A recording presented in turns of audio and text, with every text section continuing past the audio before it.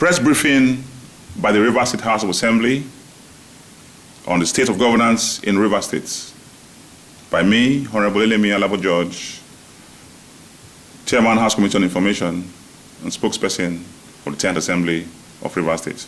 Today, Friday, 14th March, 2025. Dear Rivers people, dear Nigerians, members of the press, ladies and gentlemen, it has become imperative for us, the 10th Assembly of Rivers State, to address the public regarding certain developments in the governance of our dearly beloved state. Recall that after the Supreme Court's judgment on the budget of our state, it became absolutely necessary for the Governor of Rivers State, His Excellency, Sir Fubara, to present the appropriation bill to the legislature for consideration and passage.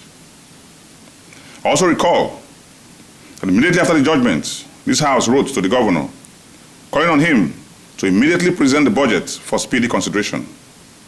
It was our hope that by the 15th of March 2025, we would have concluded the process of passing the appropriation bill into law, so as to give us enough time to approach the federal government to release funds meant for our state, which have been seized by the judgments of the Supreme Court. This we did in the interest of our dear state and in pursuit of peace, recognizing that no government can function optimally without a harmonious coexistence between the executive and the legislature.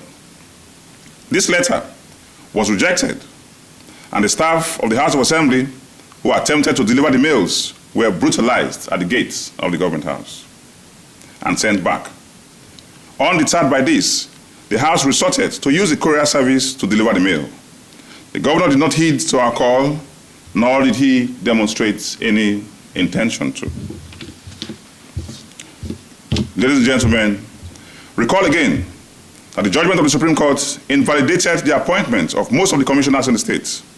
To bridge this gap and to avoid a vacuum, the House immediately wrote to the governor to submit the list of commissioners for immediate screening. Our letter was again rejected at the government house, and we once again resorted to deliver the mail through a courier service. Rather than heed our call, the governor instructed them to go to court against us, which they have now done. The governor went further to instruct all ministries, agencies, and departments of government not to receive any correspondence from the Rivers State House of Assembly, nor communicate with us in any manner. Last week, we were told that on his way to Ogoni for a program, the governor made a stopover at the gate of the House of Assembly quarters to grant an interview to the press. In that interview, he claimed that he had sent a letter to the House of Assembly indicating his intention to visit and present the appropriation bill. A claim we found rather astonishing, as no such letter was received by the House of Assembly. His aides later alleged that they forwarded a letter through WhatsApp to some members of the House, which was also awkward, unprofessional, and embarrassing. As I speak, the social media space is awash with stories about a purported letter from the governor to the House of Assembly expressing his intention to visit the House to present the appropriation bill for the year 2025. Nothing can be further from the truth. We wish to state categorically that there is no such letter before the House of Assembly, nor any of its staff. We challenge the governor and his aides to produce an acknowledgement copy of such a letter, or any evidence that such a letter was sent or received by the House of Assembly. It is absolutely untrue and unfortunate. The general public must, as a matter of importance, ignore such a claim. It is now very obvious that if at all there was such a letter, the intended recipient was not the legislature, not the House of Assembly, but the public.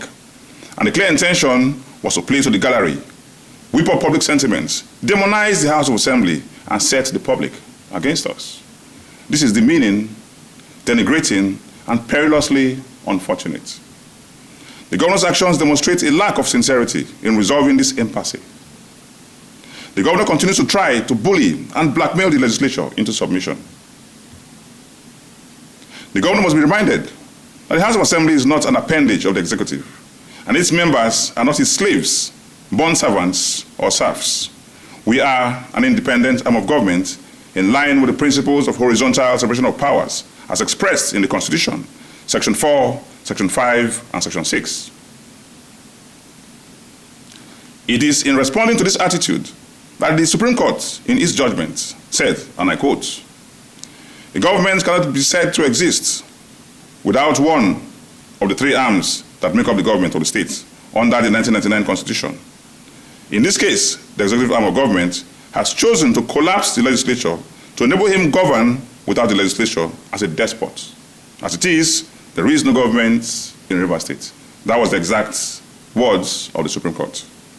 We had hoped that such strong words from the Supreme Court will help purge the governor of such despotic ways. Dear Rivers people, dear Nigerians, gentlemen of the press, our state must move forward.